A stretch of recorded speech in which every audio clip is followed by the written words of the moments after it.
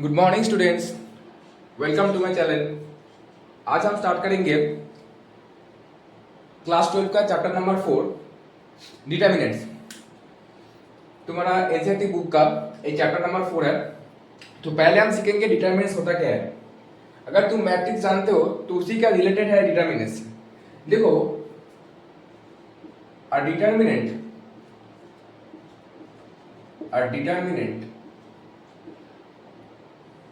Is a special value. मतलब यहाँ पे हम एक वैल्यू निकलेंगे। यहाँ पे डिटर्मिनेंट्स का मैट्रिक्स का ऑपरेशन करके जैसे मैट्रिक्स आता था, डिटर्मिनेंट्स से एक वैल्यू आता है। अ determinant is a special value that can be found from square matrix that can be a determinant is a special value that can be found from square matrix। Square matrix क्या होता है? अगर तुम जानते हो किसी मैट्रिक्स में square होता है, स्क्वायर मैट्रिक्स मतलब स्क्वायर मैट्रिक्स क्या होता है? उसका number of rows equal to number of columns होता है। जैसे ऐसे मान लो मैंने कोई ऐसा मैट्रिक्स दिया 1 2 3 4, ये तुम्हारा स्क्वायर मैट्रिक्स है। ये क्या है? 2 क्रॉस 2। ये 2 क्रॉस 2 मैट्रिक्स है, मतलब इसका रो भी 2 है, कॉलम भी 2 है। अगर मान लो ऐसे कुछ लिख दिया मैंने,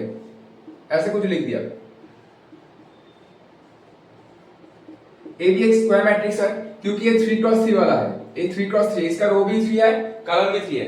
तो हम डिटरमिनेंट्स का उसी का निकाल सकते हैं डिटरमिनेंट्स जो अगर मैट्रिक्स और स्क्वायर मैट्रिक्स का हो, मतलब नंबर ऑफ रोज और नंबर ऑफ कॉलम सेम होना चाहिए। तो नोट क्या कहना है?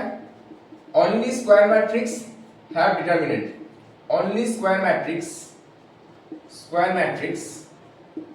have determinants।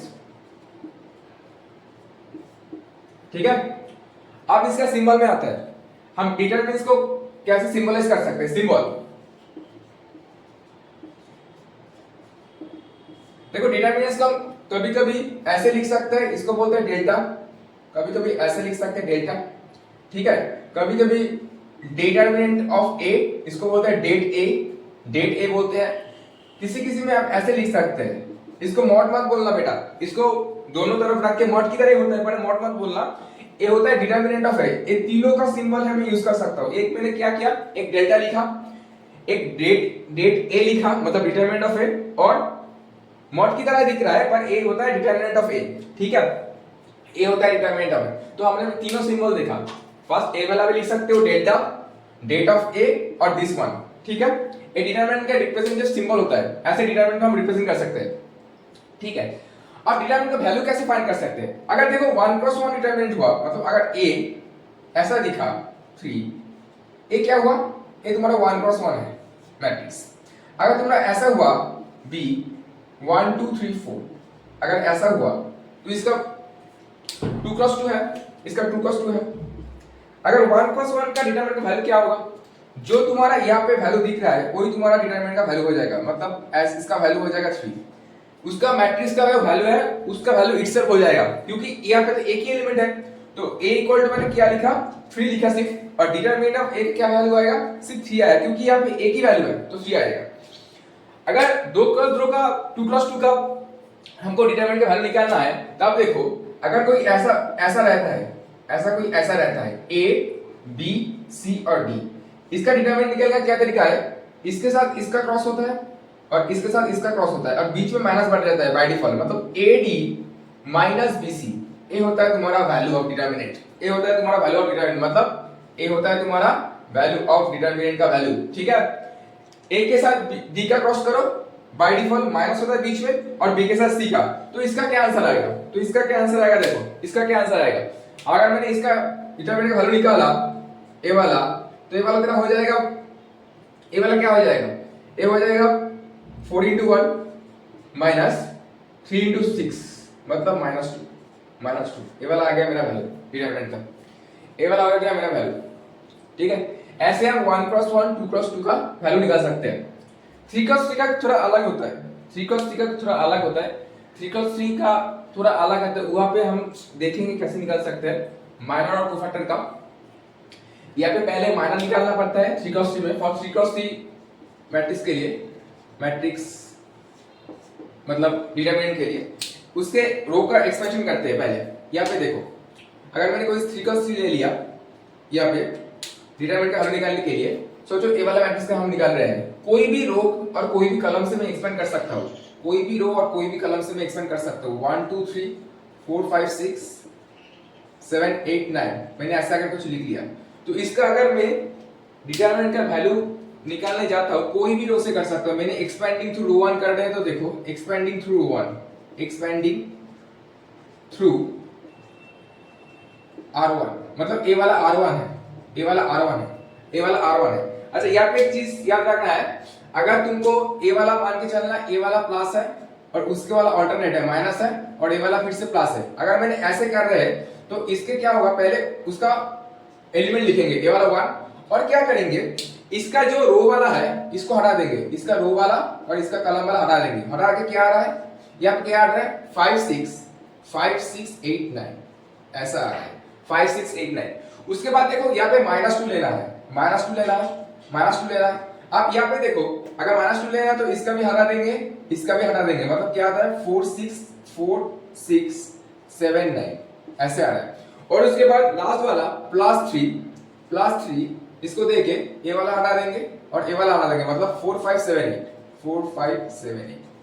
आप ए वाला चीज करने से ए वाला जो हमने निकाल रहा है ना बेटा, ए वाला जो निकाल रहा है ये हम बाद में देखेंगे, इसको बोलते हैं माइनर, ठीक है। ए वाला जो निकाल रहा है, ठीक है, इसको बोलते हैं माइनर, ठीक है। अब देखो ए वाला 1 हो गया और इसका फिर से करेंगे, ए वाला ऐसे कुछ करेंगे, ए वाला ऐसे कुछ करेंगे, मतलब 1 5 into 9 मतलब 45 माइनस 8 into 6 48, ठीक है, हो गया। बीच में -2 दिया, उसके बाद फिर से 9 into 4 36, बीच में माइनस दिया, 7 into 6 42 दे दिया, ठीक है। अब ये वाला में आता है 3, बीच में 8 into 4 से 32 आता है, माइनस 7 5 से 35, हो गया मेरा डिटरमिनेंट का वैल्यू निकालना का। देखो अब 45 माइनस 48 क्या होता है बेटा, -3 होता है, -3 into 1 मतलब -3। अब यहाँ पे क्या होगा 36 माइनस 42 -6 होता है, -6 into -2 मतलब +12 होता है।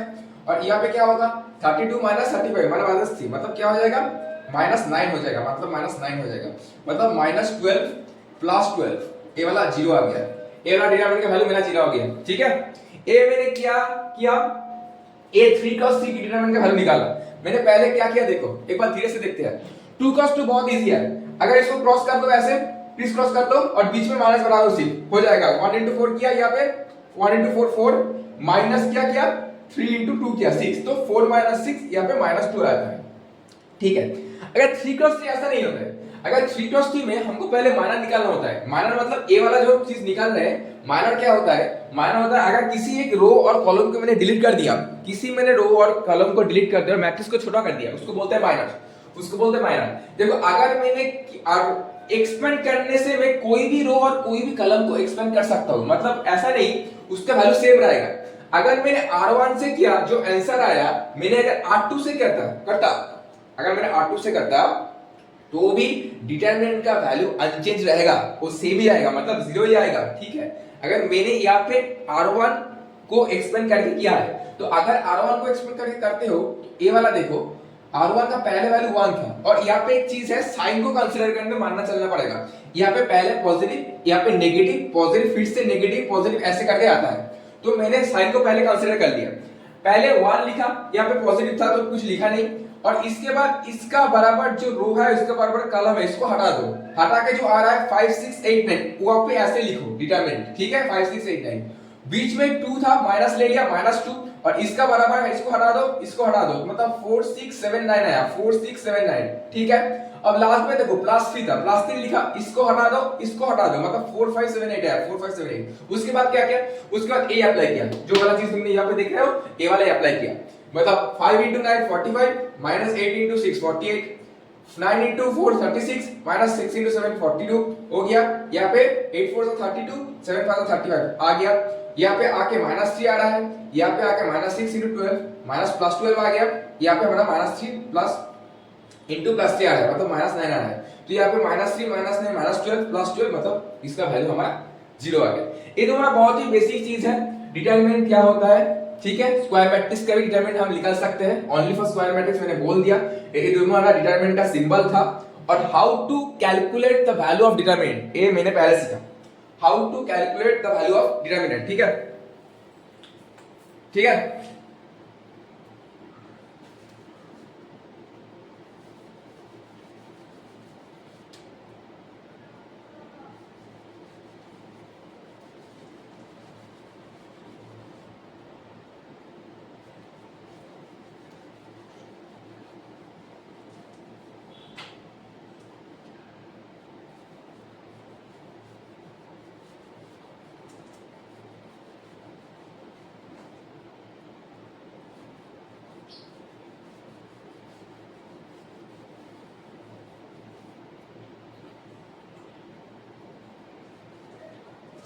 ठीक है, यहाँ पे मैंने देखा कैसे हमने यहाँ पे कर रहे हैं, हम डिटरमिनेंट का वैल्यू निकालना सीखा, पहले 2x2 का सीखा, उसके बाद हमने 3x3 का सीखा।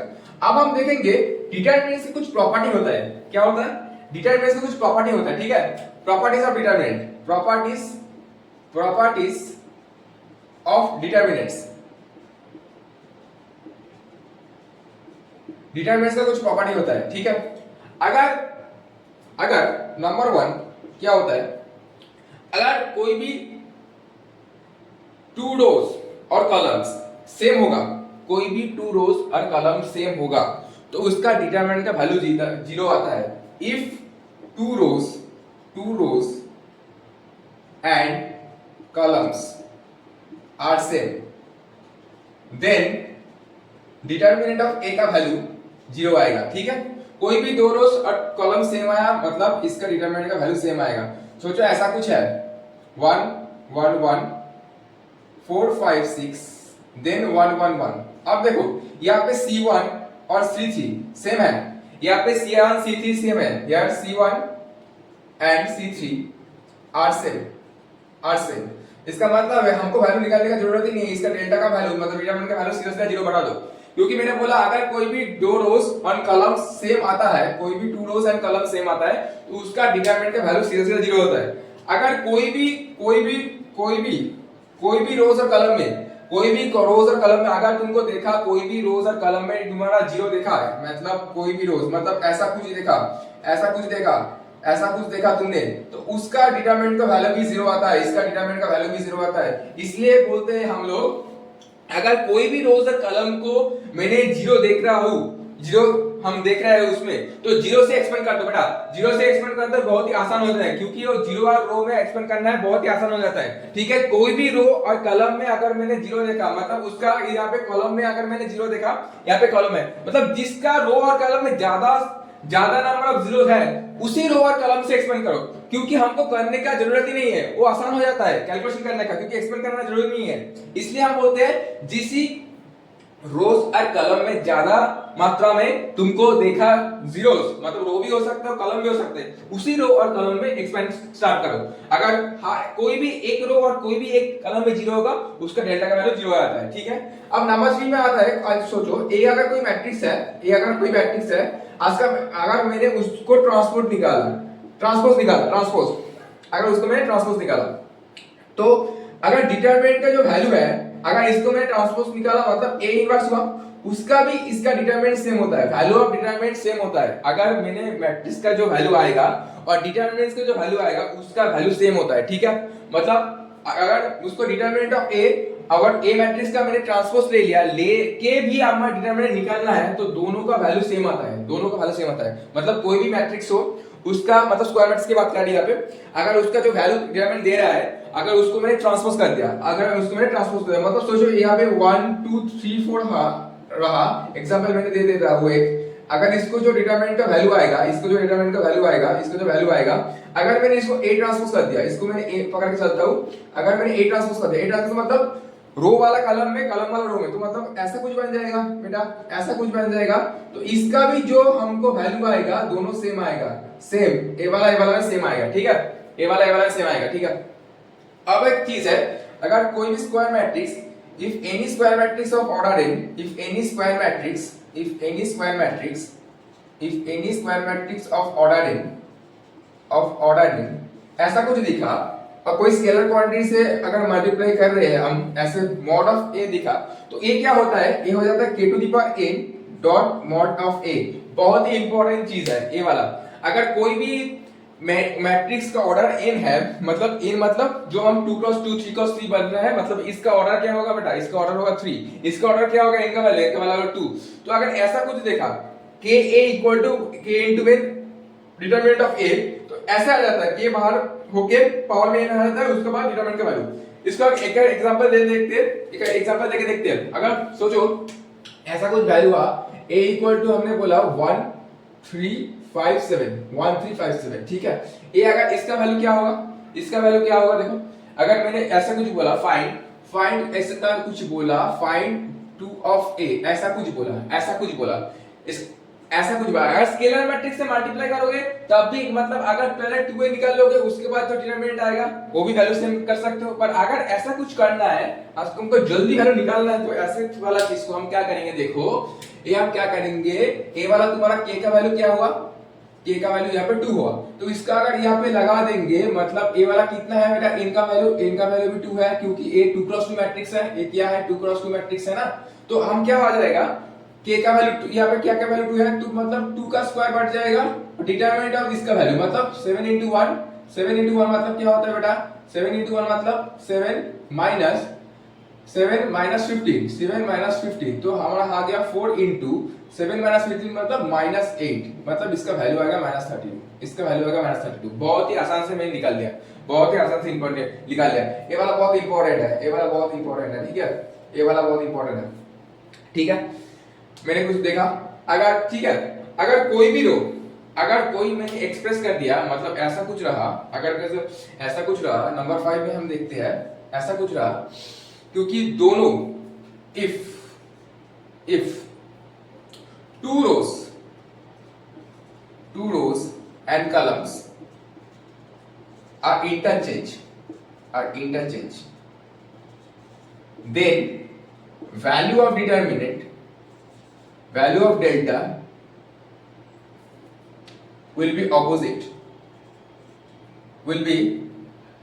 मतलब नेगेटिव हो जाता है, नेगेटिव मतलब अगर नेगेटिव रहा तो पॉजिटिव हो जाएगा, मतलब क्या होता, मतलब चेंज हो जाएगा, नेगेटिव हो जाता है, ठीक है, मतलब नेगेटिव हो जाता है। 2 रोज और कॉलम्स अगर इंटरचेंज कर लिया, मतलब दोनों कॉलम और दोनों रो अगर मैंने इंटरचेंज कर लिया, इंटरचेंज का मतलब है स्वाइप करना है, इंटरचेंज करना है मतलब स्वाइप करना है, कर लिया, तो उसका डिटरमिनेंट का जो वैल्यू पहले आ रहा था, इसका जो वैल्यू आ रहा था, इसका जो वैल्यू पहले दे रहा था, उसके बाद क्या होगा, उसका वैल्यू क्या देगा, उसका वैल्यू क्या देगा बाद में, उसका वैल्यू देगा माइनस ऑफ डेल्टा, ठीक है, माइनस ऑफ डेल्टा देगा, ऐसा कुछ देगा, ऐसा कुछ देगा। डिटरमिनेंट का वैल्यू अगर ए कुछ दे रहा था, इसका कुछ वैल्यू आ रहा था, मतलब पकड़ के चलो ए वाला कुछ आ रहा था, लेट एज्यूम यहाँ पे अगर मैंने इसको बोला तो यहाँ पे 2 आ रहा था, सोचो, और यहाँ पे क्या होगा, आंसर हो जाएगा -2, मतलब उसका डिटरमिनेंट का वैल्यू नेगेटिव हो जाता है, ठीक है, चेंज हो जाता है अगर मैंने 2 रोज और कॉलम को इंटरचेंज कर लिया, ठीक है,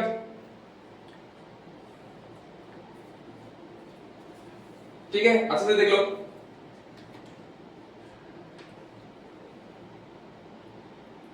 बहुत ही प्यारा सवाल है ये, बहुत ही अच्छा प्रॉपर्टीज है ये, ठीक है।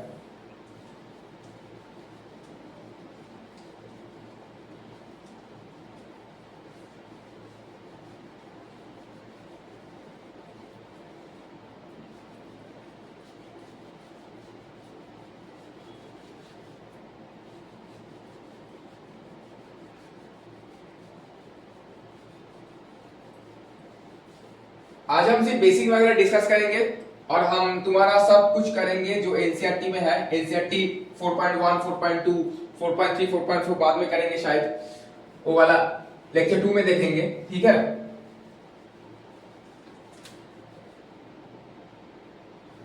सब बेसिक वगैरह आज करेंगे, जो थ्योरी वगैरह है तुम्हारा, जो कॉन्सेप्ट है, बेसिक कॉन्सेप्ट डिटरमिनेंट का,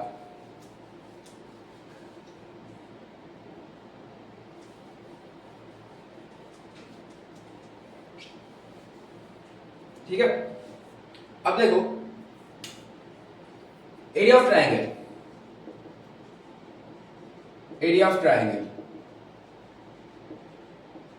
यूजिंग डिटरमिनेंट, ये तुम्हारा है area of triangle using determinant. पकड़ के चलते हैं, एक ट्रायंगल है यहाँ पे, इसका a है, इसका x1, y1, इसका b है, इसका x2, y2, इसका c है x3, y3। अब देखो बेटा, ट्रायंगल का फॉर्मूला हम तो जानते हैं, हाफ इंटू बेस इंटू वर्ग होता है, पहले जानते थे, ठीक है। अब यहाँ पे कोऑर्डिनेट दिया हुआ है, कोऑर्डिनेट के ट्रायंगल फॉर्मूला कुछ कोऑर्डिनेट ज्योमेट्री में क्लास 9 में सीखा था, half into x1 into y2 minus y3 mode देके सीखा था। वही वाला चीज हमको यहाँ पे डिटरमिनेंट से निकालना है, क्योंकि वो वाला जो फॉर्मूला डिराइव होकर आता है वो डिटरमिनेंट से आता था, ठीक है। तो हम कैलकुलेट करेंगे क्या, एरिया ऑफ ट्रायंगल। क्या कैलकुलेट करेंगे, एरिया ऑफ ट्रायंगल कैलकुलेट करेंगे। क्या कैलकुलेट करेंगे, एरिया ऑफ ट्रायंगल क्या होता है, area of triangle, area of triangle calculate करेंगे, ठीक है। एरिया ऑफ ट्रायंगल कैलकुलेट करेंगे, वो क्या होता है, देखो हाफ इसका क्या होता है x1, ठीक है, x1 x2 x3 y1 y2 y3, और यहां पे बढ़ा देंगे 1 1 1, ठीक है। मैंने क्या लिखा, x1 x2 x3 y1 y2 y3 and 1 1 1, ठीक है। सोचो अगर कोई भी मैंने एक एग्जांपल दे रहा हूं, सोचो इसका मतलब इसका कैसे आएगा, इसका कैसे आएगा, देखो इसका कैसे आएगा। और जब इसको करोगे पूरा एक मड लगा दो, बाहर पे एक मड लगा दो, क्योंकि अगर ए वाला ट्रायंगल का एरिया नेगेटिव आ गया तो इसलिए हम लोग मड लगा देंगे। पहले हम क्या करेंगे, इसके बाद एक मड लगा देंगे, मड साइन लगा देंगे बाहर में, ठीक है। तो हाफ ए वाला क्या करना है, देखो हाफ, देखो उसी तरह उसको एक्सपेंड करेंगे जैसे हम एक्सपेंशन किया था, उसी तरह एक्सपेंड करेंगे, इसको रखो, मतलब ए वाला पॉजिटिव, बीच में नेगेटिव, उसके बाद पॉजिटिव। तो x1 को रख के देखो, ए वाला बाद क्या है, y2 माइनस y3 है कि नहीं, y2 माइनस, हाँ यहाँ पे देखो ऐसे कुछ करना है हमको, यहाँ पे ऐसा कुछ करना है। यहाँ पे x1 minus y2 minus y3 था, ठीक है, x1 y2 माइनस y3 था, और यहाँ पे हमने ए वाला x2 रख के ए वाला हटाना है और ए वाला हटाना है, ठीक है। तो हमको y1 माइनस y3 आ रहा है, y1 माइनस y3 आ रहा है, प्लस ए वाला देखो x3, इसको रख के इसको हट गया, ए वाला तुम्हारा माइनस है ना, माइनस प्लस माइनस, उसके बाद फिर प्लस आ जाएगा, तो ए वाला हटेगा, मतलब y1 माइनस y2 आ जाएगा, ठीक है। ए वाला हो गया तुम्हारा क्या हो गया, ए वाला हो गया तुम्हारा एरिया ऑफ ट्रायंगल का फार्मूला हो गया, ए वाला तुम्हारा एरिया ऑफ ट्रायंगल का फार्मूला हो गया, ठीक है। ए वाला तुम्हारा एरिया ऑफ ट्रायंगल का फार्मूला हो गया, half into x1 y2 minus y3 minus x2 y1 minus y3 और उसके बाद x3 y1 माइनस y2, ठीक है।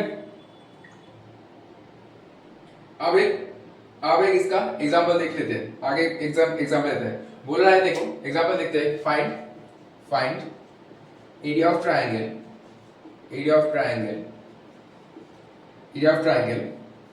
whose vertices are 2, 7,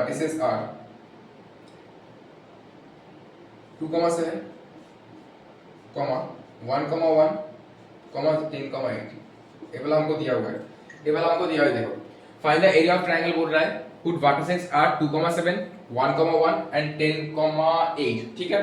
तो अगर ए वाला पहले देख लेते हैं, ए वाला क्या होता है, x1 क्या होता है, ए वाला x1 y1 x2 y2 x3 y3। तो x1 क्या हो रहा है 2, y1 क्या हो रहा है 7, x2 क्या आ रहा है, देखो x2 आ रहा है 1, y2 आ रहा है क्या 1, x3 क्या आ रहा है 10 आ रहा है, y3 क्या आ रहा है 8 आ रहा है ना, ऐसा कुछ आ रहा है। x2 7 आ रहा है, यहाँ पे y1 7 आ रहा है, x2 1 आ रहा है, 10 आ रहा है, ठीक है, ऐसे कुछ आ रहा है। तो हम एरिया निकालेंगे कैसे, तो एरिया क्या बोल रहे हैं, पूरा बाहर मॉड लगाओ, तो हाफ इसका क्या आता है, x1 क्या है बेटा, x1 है 2, y2 क्या है, y2 है तुम्हारा 1 माइनस y3 क्या है, y3 है तुम्हारा 8, 1 माइनस 8 माइनस x2 क्या है, x2 तुम्हारा 1 है फिर से,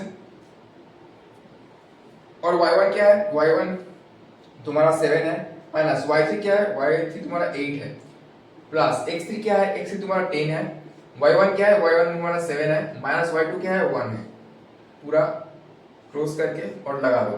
तो यह होगा तुम्हारा हाफ इनटू क्या आता है 2 इनटू, ये क्या हो जाएगा, देखो ये क्या हो जाएगा 2 into minus 7 minus 14, 8 1 minus 8 minus 7 into 4 2 minus 7, 8 7 minus 8 minus 1 into 1 plus 1, और यहाँ पे 7 माइनस 1 6 मतलब 60 प्लस 60 आ जाता है, प्लस 60 आ जाता है। तो यहाँ पे क्या आ रहा है, देखो क्या आ रहा है 61। यहाँ पे तो 7 माइनस 8 माइनस 1 है, minus 1 into minus 1 plus 1, 7 minus 1 6 है, 6 इंटू 10 60 आया, 1 माइनस 8 माइनस 7 आया, 49। तो 60 प्लस 1 61, 61 माइनस 14 करना है, मतलब 47 आएगा, 47 आएगा। तो क्या आ रहा है 47/2, मतलब 47/2 स्क्वायर यूनिट, 47/2 स्क्वायर यूनिट आ रहा है, 47/2 स्क्वायर यूनिट। ये होगा हमारा एरिया का formula, area of triangle using determinant, ठीक है। ये हो गया हमारा एरिया का formula, area of triangle using determinant.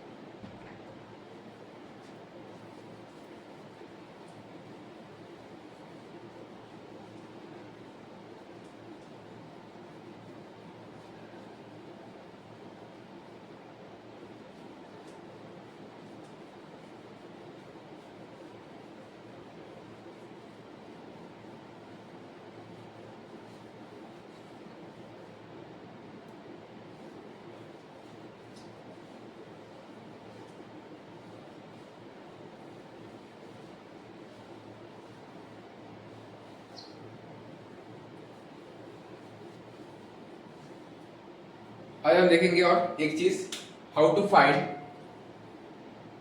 Minor and cofactor, minor and cofactor. मैंने क्या बोला, माइनर क्या होता है, माइनर मतलब किसी अगर रो और कॉलम को मैंने डिलीट कर दिया, माइनर क्या होता है, अगर मैंने किसी एक रो और कॉलम को डिलीट कर दिया, उसका छोटा होकर जो चीज बनता है वही होता है माइनर। मैंने अभी इसी का माइनर कैसे निकालता है, सोचो मैंने एक ए ले लिया, ए 3 4 5 6, अगर इसका माइनर निकालना है तो हर एक एलिमेंट का निकालना है, किसका निकालना है, हर एक एलिमेंट का। तो ये वाला तुम्हारा 1 1 1 2 2 1 2 3 है, ठीक है। तो हम क्या लिखेंगे, माइनर मतलब माइनर को हम एम से डिवाइड करेंगे, क्या से डिवाइड करेंगे, माइनर का मतलब एम से डिवाइड करेंगे, मतलब एम 1 1। तो इसका क्या हो जाएगा, मैंने क्या बोला, मैंने अभी क्या बोला, माइनर निकालने के लिए उसका रो और कॉलम को डिलीट कर दो, अगर 3 का निकालना है मतलब इसका छोड़ दो, मतलब क्या 6 हो गया। अगर मैंने m12 को निकालना है, अगर मैंने m12 को निकालना है क्या, इसका m12 मतलब a तुम्हारा 1 1, a होता है तुम्हारा 1 2, तो मतलब इसका निकालना है तो a वाला छोड़ दो, मतलब आता है 5, ठीक है।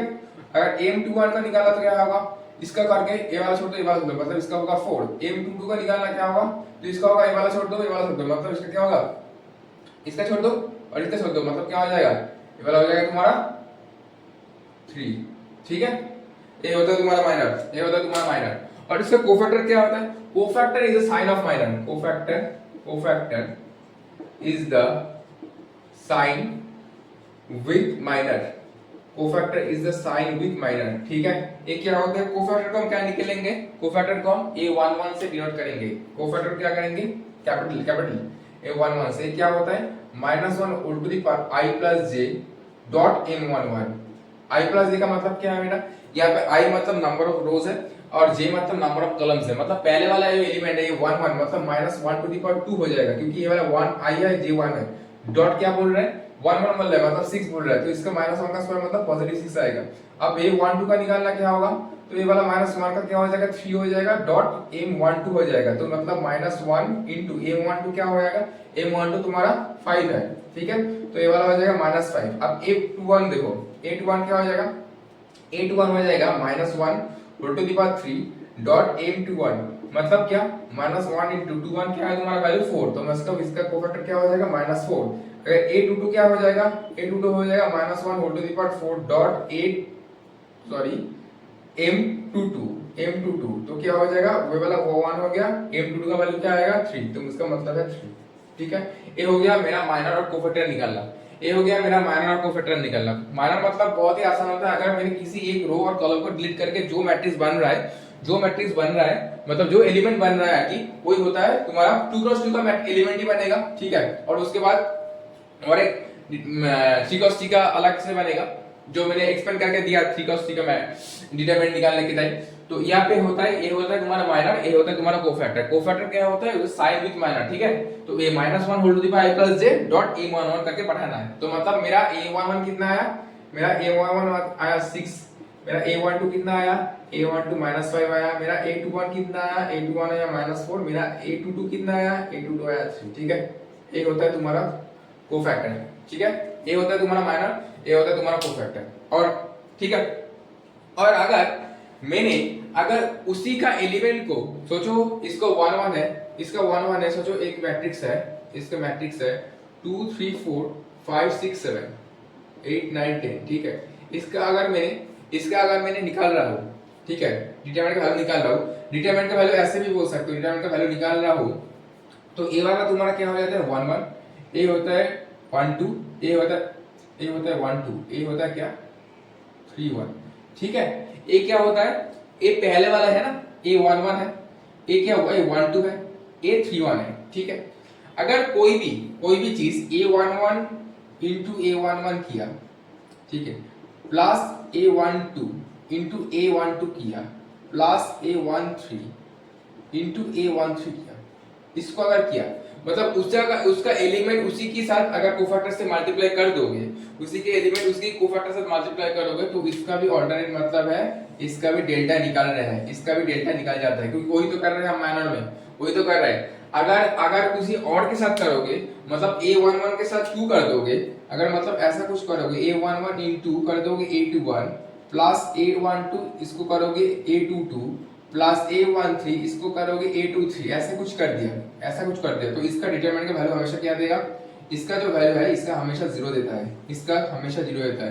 किसी का एलिमेंट के साथ दूसरा एलिमेंट का कोफैक्टर, किसी का एलिमेंट के साथ दूसरा एलिमेंट का दूसरा कोफैक्टर को अगर मल्टीप्लाई कर दोगे, तो उसका वैल्यू ऑफ डिटरमिनेंट हमेशा 0 देगा। ठीक है, उसका वैल्यू ऑफ डिटरमिनेंट हमेशा 0 देगा। ठीक है, ये छोटा वाला चीज नोट कर लो, ये होता है तुम्हारा माइनर एंड कोफैक्टर। ठीक है,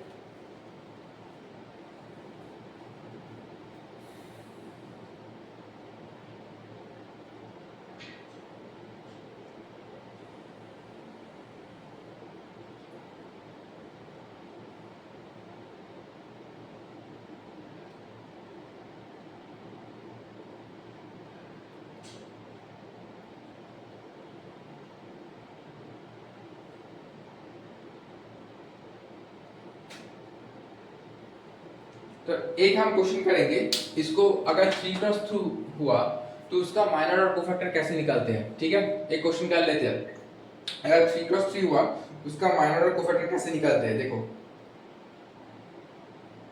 एक मैं क्वेश्चन करूंगा तो समझ में आ जाएगा। ठीक है, हम कर रहे हैं, देखो एक question,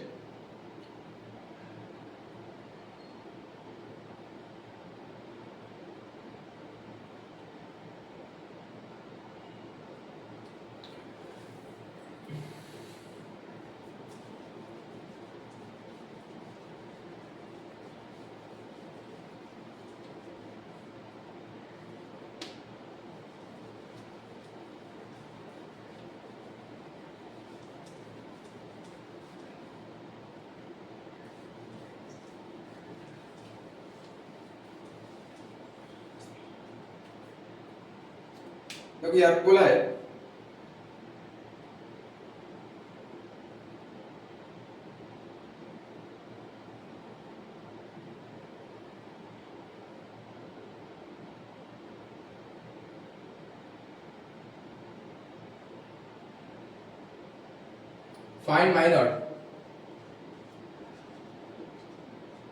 find minor and cofactor of the elements of determinants। ठीक है, क्या पे दिया हुआ है 2 माइनस 3 5 6 0 4, इसके बाद 1 5 माइनस 7, ऐसे कुछ दिया हुआ है, इसके कुछ दिया हुआ है, ठीक है, ऐसे कुछ दिया हुआ है। तो हम क्या करेंगे, पहले हम माइनर निकालेंगे हर एक एलिमेंट को माइनर निकालेंगे। क्या हो जाएगा बेटा m11। अगर इसका m11 को माइनर निकालना है तो m11 को माइनर निकालना है मतलब पहले वाला a वाला एलिमेंट की बात कर रहे हैं, a वाला एलिमेंट, तो इसको छोड़ो इसको छोड़ो, तो इसका क्या होता है डिटरमिनेंट साइन दो 0 4 5 माइनस 7, ये क्या वैल्यू देगा 0 माइनस 20, तो इसका आंसर होगा माइनस 20, ठीक है।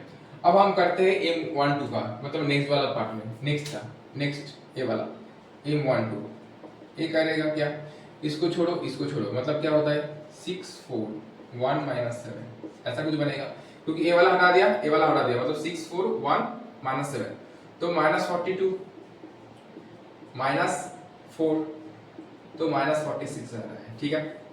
उसके बाद हम देखेंगे m13 ए वाला, इसको बाद इसको छोड़ो मतलब क्या होता है 6 0 1 5, ये वाला 0 है 6 0 1 5, ठीक है। तो 30 माइनस 0 मतलब 30, ठीक है।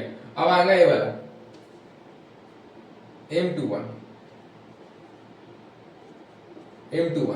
ये वाला क्या होगा देखो, a11 है, a12 है, a13 है, a21 करेंगे अभी, अब 21 करेंगे तो ये वाला डिलीट करेंगे, ये वाला डिलीट करेंगे, तो 21 में क्या आ जाएगा माइनस 3 5, ये वाला करेंगे ये वाला, और 5 माइनस 7, ठीक है, ऐसा है ना, माइनस 3 5 माइनस 7, तो ये वाला क्या करेंगे 21 हो गया माइनस 25, तो ये वाला आ रहा है माइनस 4, m22 निकलेंगे, m22 मतलब ए वाला डिलीट कर दो, ये वाला डिलीट कर दो, 2 5 1 माइनस 7, 2 5 1 माइनस 7, तो क्या आता है माइनस 14 माइनस 5 माइनस 19 आ रहा है।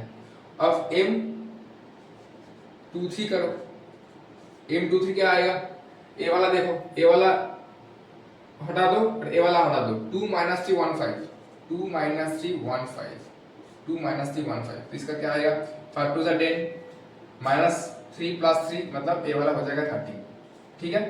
अब लास्ट वाला क्या, क्योंकि 9 आएगा ना, एलिमेंट तो 9 है, तो 9 आएगा, एलिमेंट तो तुम्हारा 9 है, तो 9 आएगा, 9 तुम्हारा माइनर निकलेगा और 9 तुम्हारा फैक्टर निकलेगा, है कि नहीं, 9 तुम्हारा माइनर निकलेगा, 9 तुम्हारा फैक्टर निकलेगा, ठीक है। यहाँ पे करते देखो m23, ए वाला होगा m31 में क्या, ए वाला निकालो, तो ए वाला क्या आ जाता है माइनस 3 5 0 4, मतलब क्या होता है ये वाला माइनस 12। अब m32 करेंगे क्या, ऐसे ए वाला मतलब ए वाला, इसको निकालो, इसको हटाओ और इसको हटाओ, 2 5 6 4, 2 5 6 4 ऐसे आ रहा है, तो 8 4 2 8 हो गया माइनस 30, तो ये वाला क्या माइनस 22 आ रहा है। m33 लास्ट वाला, ठीक है, ये वाला इसको हटा दो, 2 माइनस 3 6 0, 2 माइनस 3 6 0, ये हो गया क्या 0 माइनस प्लस 18, तो ये हो गया 18। अब कोफैक्टर निकालने का बहुत आसान तरीका है, बहुत ही आसान तरीका है, क्योंकि मैंने सिर्फ वैल्यू बताना है उसका, तो इनटू बाय 1, तो a11 क्या हो जाएगा माइनस 1 इंटू स्क्वायर मतलब माइनस पावर के 2 हो जाएगा, इंटू क्या बोला था 2 मतलब a हो जाएगा 20, ठीक है। a12 बताओ, माइनस पावर नेगेटिव 3 आ जाएगा तो माइनस में आ जाएगा, ये वाला क्या था माइनस था मतलब ये हो जाएगा 46। अब देखो a13 है, इसका देखो 30 आ रहा है, 13 मतलब पावर में सिर्फ पॉजिटिव हो जाएगा मतलब 30 रहेगा, ठीक है। अब देखो m21 का क्या होता है माइनस 1 के पावर में 2 प्लस 1 मतलब 3 होता है, 3 मतलब नेगेटिव मतलब ये वाला हो जाएगा प्लस 4। a22 देखो, a22 क्या था माइनस 1 टू द पावर 4 मतलब पॉजिटिव मतलब ये हो जाएगा माइनस 19, ठीक है।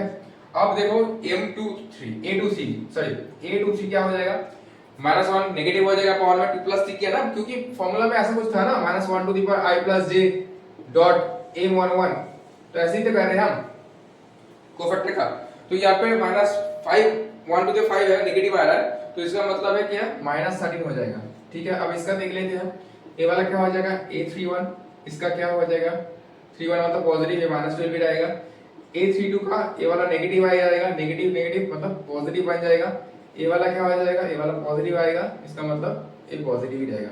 ये हो गया तुम्हारा माइनर और कोफैक्टर। ठीक है, ठीक है, समझ में आया? ठीक है, आज के लिए हम इतना ही रखते हैं। नेक्स्ट दिन हम इसके बारे में, इसका डिटरमिनेंट्स का how to find adjoint of a matrix वो निकालते हैं। ठीक है, ओके।